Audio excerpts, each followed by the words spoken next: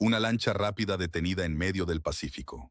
5 hombres boca abajo sobre la cubierta mojada, las manos atadas con cintillos plásticos. 50 bultos negros apilados como ladrillos de un edificio que nunca se construyó. Un buque de la Armada de México a babor. Un helicóptero naval haciendo círculos sobre el agua. Y debajo de esos 50 bultos negros, 1.587 kilogramos de cocaína. 3 millones de dosis que nunca van a llegar a una calle. 612 millones de pesos que el crimen organizado acaba de perder en menos de 40 minutos de operación. Esa imagen, esa cubierta mojada, esos 5 hombres en el piso, esa lancha sin rumbo a 148 kilómetros de la costa de Chiapas, tiene 72 horas de historia detrás. Y cada hora cuenta una parte diferente. Para entender lo que estás viendo, necesitas retroceder 3 días. Porque hace 3 días, en algún punto de la Ciudad de México, Omar García Harfuch leyó un reporte que cambió todo. Lo que vas a escuchar es la reconstrucción hora por hora de cómo la Secretaría de Marina cerró una de las rutas marítimas más activas del Pacífico mexicano. 72 horas, 5 agencias coordinadas, un cerco de mar abierto que no tiene paredes ni esquinas, pero igual se cerró. Y hay algo que los noticieros no te van a contar. Los comunicados oficiales hablan de labores de vigilancia marítima y aérea. Esa es la versión institucional. La versión real incluye plataformas aéreas de patrullaje a 10.000 metros, sensores térmicos capaces de leer una embarcación a 100 kilómetros, y líneas encriptadas entre el Centro Nacional de Inteligencia y un puesto de mando en la capital donde Harfuch siguió cada movimiento en tiempo real. En algún punto de Ciudad de México, mientras esos 5 hombres todavía planeaban su ruta creyendo que el mar era lo suficientemente grande para esconderlos, Harfuch ya tenía el reporte sobre su escritorio. No actuó todavía, solo observó, solo supo. 72 horas antes de esa imagen, una señal apareció donde no debía aparecer. El Pacífico mexicano a la altura de Chiapas, a las 4 de la madrugada, es silencio puro, agua oscura, horizonte plano, sin luces de costa, sin tráfico comercial visible, el olor a salitre, el ruido constante del oleaje contra el casco, y nada más. Las embarcaciones legítimas tienen transpondedores que las hacen visibles en los sistemas de navegación marítima internacional. Las que no quieren ser vistas, navegan apagadas. Pero el mar también tiene memoria. Y los sistemas de inteligencia que vigilan el Pacífico mexicano llevan años aprendiendo a leer esa memoria. Según fuentes consultadas por este canal, el Centro Nacional de Inteligencia identificó un patrón anómalo. Una embarcación menor, sin transpondedor activo, navegando en una ruta que coincidía con 3 trasiegos previos detectados en las últimas 6 semanas. La misma ruta, el mismo tipo de embarcación, el mismo perfil de carga. La inteligencia naval mexicana lleva meses construyendo lo que internamente llaman la huella. La huella es el patrón de comportamiento que distingue a una lancha de pesca legítima de una lancha rápida cargada de cocaína. La velocidad de crucero, la hora de salida, la trayectoria que evita rutas comerciales, el consumo de combustible, cada detalle deja una marca. Y esa madrugada, la huella encajó. Quien estaba a bordo de esa lancha no era cualquiera. Era una célula operativa de trasiego marítimo, parte de una red que conecta puertos sudamericanos con destinos finales en el norte del país. 5 hombres. Una embarcación rápida tipo Go Fast, con 3 motores fuera de borda. 1.587 kilogramos de cocaína prensada en 50 bultos negros impermeables. Una carga calculada para llegar a un punto de transferencia en la costa, donde otra red la recogería y la movería hacia el norte. Harfuch no ordenó intercepción inmediata. Ordenó algo más difícil: paciencia. Ningún movimiento naval visible en un radio de 200 millas náuticas. Que la lancha siguiera creyendo que el mar era suyo, que avanzara, que se acercara, porque interceptarla demasiado lejos significaba perderla en la inmensidad del Pacífico, y interceptarla demasiado cerca significaba dar tiempo a que alertaran a la red de tierra. El reloj empezó a correr en ese momento, y los 5 hombres a bordo no escucharon el tic-tac. A 48 horas del operativo, la maquinaria empezó a moverse en silencio. La Secretaría de Marina activó protocolos de vigilancia reforzada. Plataformas aéreas de patrullaje marítimo comenzaron recorridos a gran altitud, invisibles desde la superficie, pero con sensores capaces de leer una embarcación a más de 100 kilómetros de distancia. Sin sobrevuelo directo, sin alertar al objetivo, solo seguimiento pasivo. Si llevas tiempo siguiendo este canal, sabes que los operativos marítimos no se parecen en nada a los operativos urbanos. No hay calles que cortar, no hay edificios que rodear. El mar es el escenario más difícil de controlar porque no tiene fronteras visibles. Si todavía no estás suscrito, este es el momento, porque lo que viene es la parte que casi nadie te explica. En coordinación con el Centro Nacional de Inteligencia, la Fiscalía General de la República, la Guardia Nacional y la Secretaría de Seguridad y Protección Ciudadana, se trazó un perímetro de intercepción. No un punto, un área. Porque en el mar no se intercepta en un punto. Se intercepta en una zona de probabilidad calculada a partir de la velocidad, el rumbo y el consumo de combustible del objetivo. A 48 horas, el perímetro tenía un radio de 240 millas náuticas. La lancha estaba dentro. No lo sabía. A bordo del buque de patrulla oceánica que iba a liderar la intercepción, los infantes de marina revisaron equipo, chalecos, cascos balísticos, fusiles. Sin prisa, sin tensión visible. La rutina profesional de quien ha hecho esto muchas veces. El helicóptero naval, con capacidad de descenso rápido por cuerda, fue trasladado a la base de operaciones más cercana a la zona de intercepción proyectada. Mientras tanto, en el puesto de mando en Ciudad de México, Harfuch revisó el mapa con los comandantes navales en línea encriptada. Cada hora que pasaba, el espacio de escape de la lancha se reducía. Y los 5 hombres a bordo no lo sabían. A 24 horas de su captura, los 5 tripulantes hicieron lo que hace cualquier célula de trasiego marítimo en una operación de ruta larga. Comieron, durmieron por turnos, revisaron el motor, verificaron coordenadas GPS. Encendieron cigarros en cubierta y los vieron consumirse mirando un horizonte que parecía vacío. Mientras uno de ellos dormía boca abajo sobre los bultos negros que valían más de 612 millones de pesos, a 700 kilómetros de distancia, un avión de patrullaje marítimo confirmaba su posición exacta. La transmitía cifrada al puesto de mando, y el puesto de mando la marcaba en el mapa con una precisión de menos de 100 metros. Mientras otro encendía su tercer cigarro de la noche, una plataforma aérea cruzaba 10.000 metros por encima de la lancha, con sensores térmicos confirmando 5 firmas de calor en cubierta. 5 firmas. Coincidencia exacta con la inteligencia inicial. Piensa en la ironía operativa de eso. 5 hombres encendiendo cigarros para matar el aburrimiento de una travesía nocturna. Cada cigarro era una firma térmica más nítida en el sensor que los estaba contando. Cada cigarro era una confirmación más de su propia posición. Construyeron su propia visibilidad sin saberlo. Mientras el más joven de los 5 enviaba un mensaje breve por radio de baja frecuencia, ese mensaje fue captado, grabado, descifrado y archivado.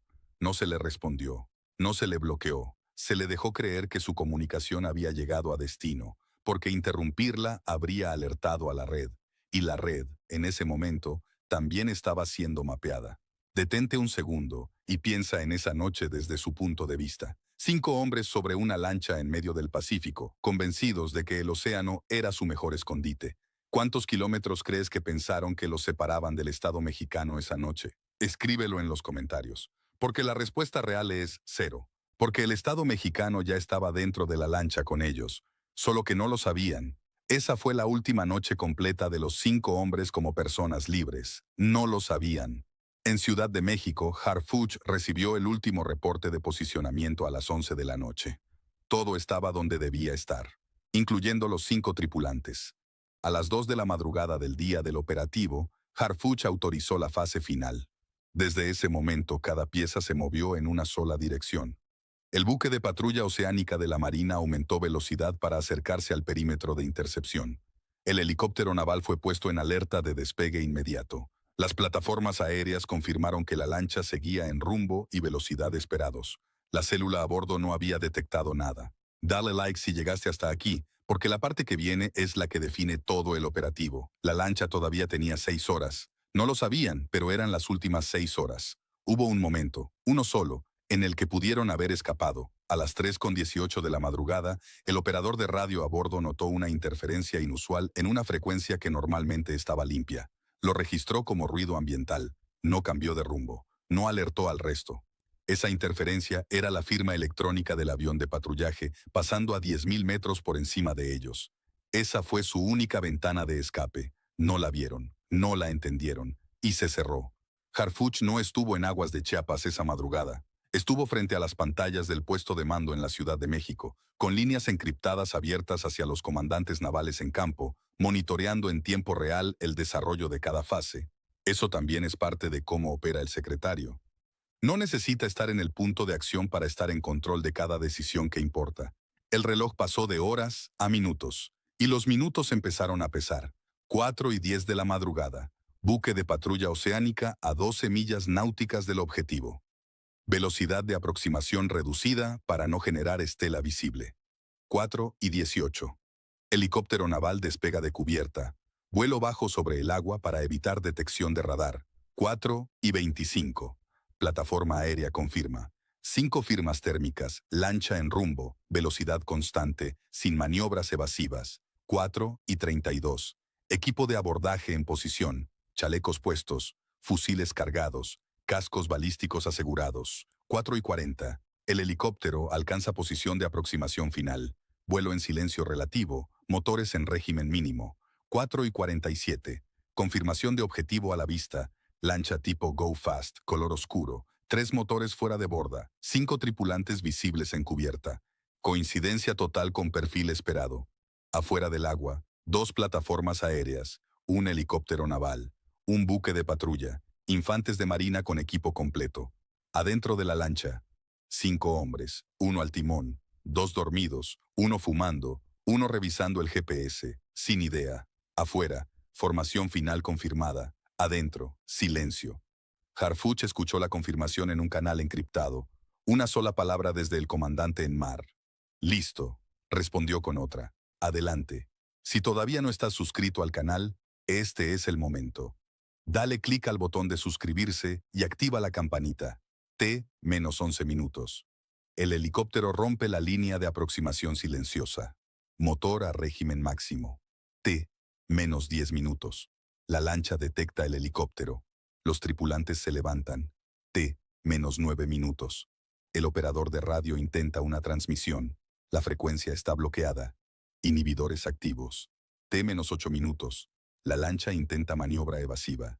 Acelera al máximo. Los 3 motores fuera de borda rugen. T-7 minutos. El buque de patrulla aparece a 1 milla. Foco de búsqueda encendido. Megafonía activada en español. T-6 minutos. Detengan motores. Manos visibles. Esto es la Secretaría de Marina. T-5 minutos. La lancha intenta 2 rutas de escape. Las 2 están cerradas por el patrullero y el helicóptero coordinados. T-4 minutos. Uno de los tripulantes intenta arrojar un bulto al agua. Es detectado. La luz del helicóptero lo enfoca directamente. T-3 minutos. Motores apagados. La lancha pierde velocidad. Se queda quieta en el agua. T-2 minutos. Equipo de abordaje en aproximación final. T-1 minuto. 5 tripulantes en cubierta, manos arriba. T-30 segundos. T-10 segundos. T-0. Los infantes de marina abordaron desde 2 puntos simultáneos. 3 por estribor. 2 descendiendo desde el helicóptero con cuerda rápida. La cubierta de la lancha quedó controlada en menos de 90 segundos. 5 tripulantes en el piso, boca abajo, manos a la espalda. Cintillos plásticos asegurados. Ningún disparo. Ninguna resistencia significativa. Ninguna baja. El primer infante en bajar a la zona de carga confirmó por radio lo que ya se sospechaba. 50 bultos negros impermeables. Apilados, numerados, sellados. Una sola transmisión llegó al puesto de mando. Embarcación asegurada. 5 detenidos. Carga confirmada, sin bajas. 72 horas de inteligencia. 48 horas de cerco. 90 minutos de posicionamiento. 11 minutos de ejecución. Una sola transmisión para terminarlo todo. Cuando las luces se encendieron sobre la cubierta, el inventario comenzó. 50 bultos negros. Cada bulto, 32 paquetes. Cada paquete, 1 kilogramo prensado de cocaína de alta pureza. Total, 1.587 kilogramos, más de tonelada y media. Detente un segundo aquí y procesa esa cifra con una traducción humana. 3 millones de dosis. 3 millones. Si cada dosis termina en una persona, eso es una ciudad entera consumiendo. Si una sola noche de esa carga se hubiera distribuido en Tijuana, en Ciudad Juárez, en Monterrey, en Guadalajara, habría alimentado el consumo de calles enteras durante semanas. 612 millones de pesos. Esa es la cifra oficial de afectación económica al crimen organizado. Es el sexto golpe consecutivo de la Marina en alta mar. Sexto. Pero entre los 50 bultos había algo más pequeño. Algo que los infantes encontraron en la cabina del piloto, debajo del asiento del timón, envuelto en una bolsa de plástico transparente. Un cuaderno de bitácora. No el cuaderno oficial de navegación. Otro. Uno personal. Con coordenadas, horarios, frecuencias de radio anotadas a mano. Y en la última página, 3 puntos marcados en un mapa improvisado a lápiz. 3 puntos que no son la ruta que hicieron esa noche. Son las próximas 3 rutas planeadas. Ese cuaderno es la prueba más valiosa que sacaron de esa lancha. Más valiosa que la 1,5 toneladas de cocaína. Porque la cocaína se queda. Pero las 3 rutas siguientes ahora también pertenecen a la Marina. Los 5 detenidos quedaron a disposición del agente del Ministerio Público de la Federación, bajo cadena de custodia federal. La embarcación quedó asegurada. La droga, bajo resguardo para destrucción. La carpeta de investigación, en manos de la Fiscalía General de la República. Pero esos 5 hombres no son el final. Son operadores. Son el último eslabón visible de una red que conecta puertos sudamericanos con destinos finales en el norte de México y Estados Unidos. Y ese cuaderno encontrado bajo el asiento del piloto tiene nombres que todavía no se han hecho públicos. Hay otro reloj corriendo. Y este reloj tiene nombre. Internamente, los analistas que rastrean redes marítimas del Pacífico mexicano lo llaman el armador. El nombre real no importa todavía. Lo que importa es que es la persona que diseña las rutas, que paga las lanchas, que coordina a los operadores. Y Harfuch sabe dónde está mirando. La pregunta no es si lo va a encontrar. La pregunta es cuándo. Ese reloj ya pasó de meses a semanas. El próximo capítulo tiene fecha en el calendario interno de la Marina. Y va más rápido de lo que el crimen organizado cree. Regresa a la imagen del inicio. Una lancha rápida detenida en medio del Pacífico. 5 hombres boca abajo sobre la cubierta mojada. 50 bultos negros apilados como ladrillos de un edificio que nunca se construyó. Un buque de la Armada de México a babor. Un helicóptero naval haciendo círculos sobre el agua. Ahora sabes lo que hay detrás de esa imagen. 72 horas de inteligencia. 240 millas náuticas de cerco invisible. 5 agencias coordinadas. Un cuaderno escondido debajo de un asiento. 3 rutas marcadas a lápiz que ahora le pertenecen al Estado mexicano. La historia no terminó en aguas de Chiapas. Apenas encontró su siguiente capítulo. El siguiente reloj ya está corriendo. Suscríbete ahora. Activa la campanita. Cuando rompa la noticia, vas a querer ser el primero en saberlo.